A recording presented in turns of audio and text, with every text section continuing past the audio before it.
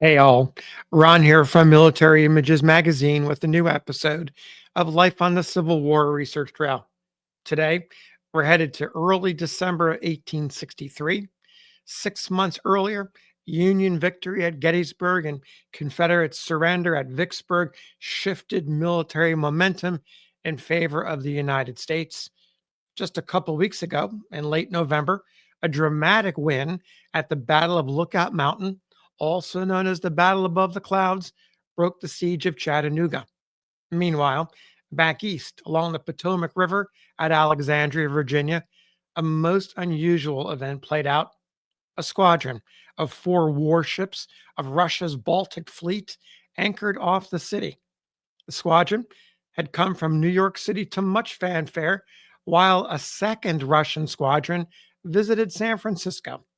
The events made front page headlines in northern newspapers and full page engravings in Harper's Weekly.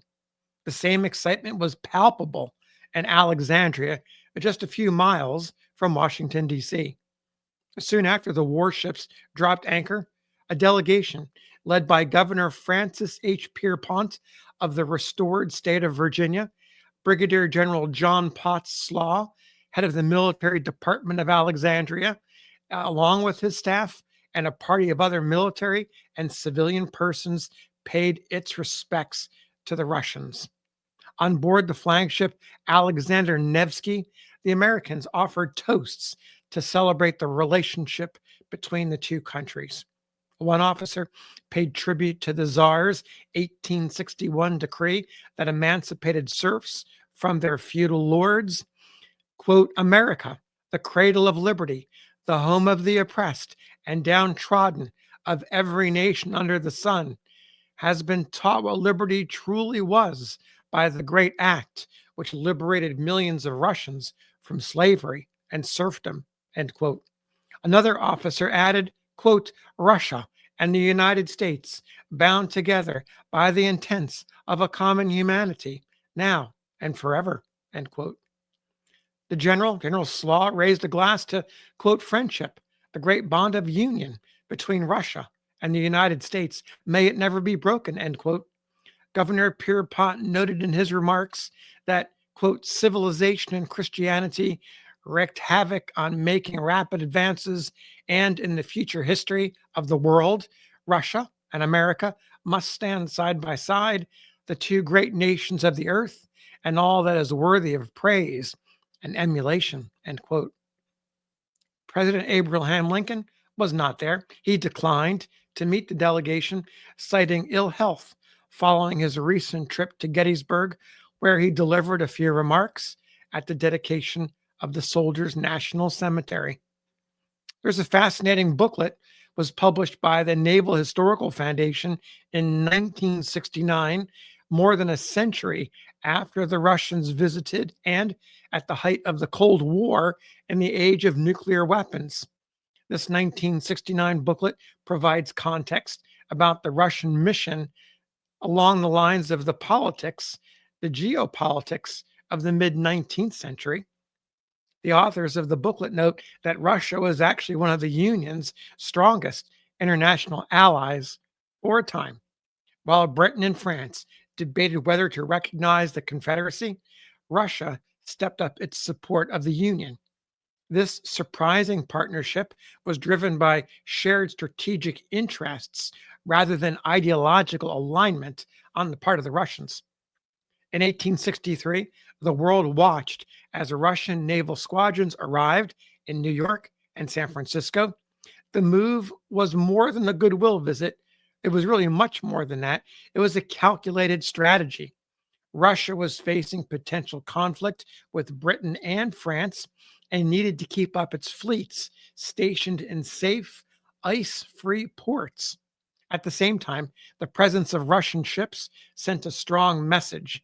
Russia was aligned with the Union, discouraging European powers from intervening in the Civil War. The visit was met with warm receptions, banquets, as I mentioned earlier, toasts, and other acts of goodwill. Russian sailors famously helped extinguish a major fire that broke out in San Francisco.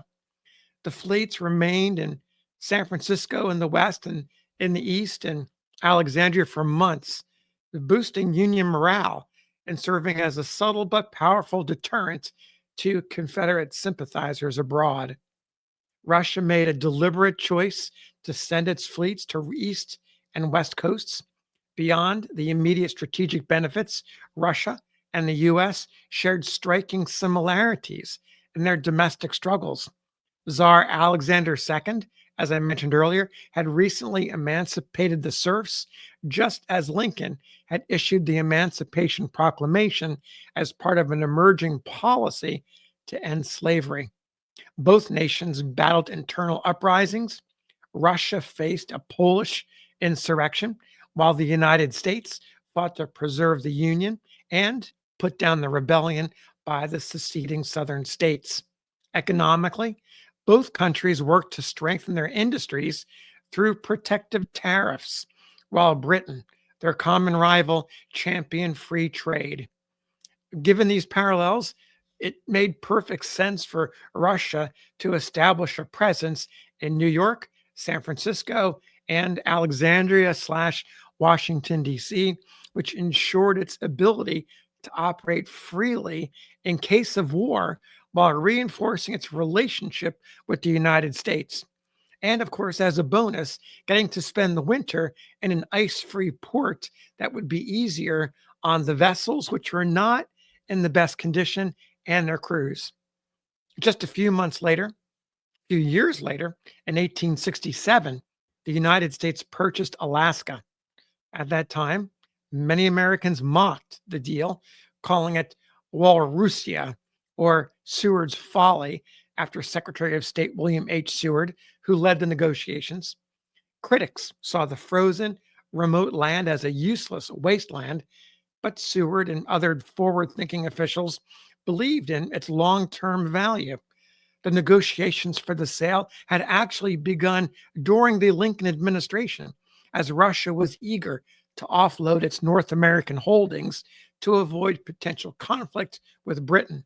However, the Civil War delayed those discussions, and it wasn't until after Lincoln's assassination that the nation finalized the purchase.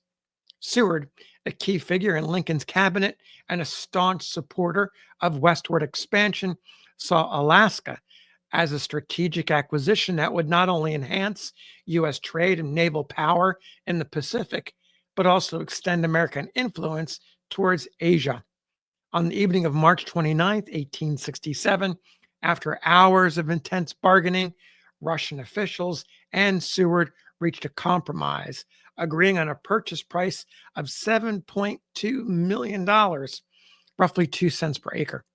The Senate ratified the treaty with little opposition, but the House of Representatives initially resisted appropriating the funds, seeing it as an unnecessary expense.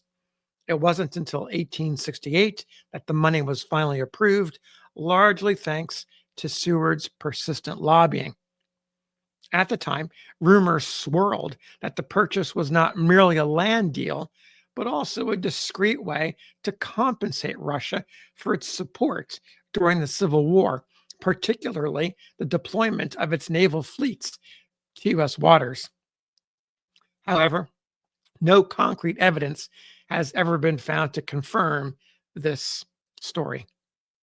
The booklet from the Naval Foundation concludes by noting the U.S. Russia relations cooled in the late 1860s as both nations turned inward to address their own challenges.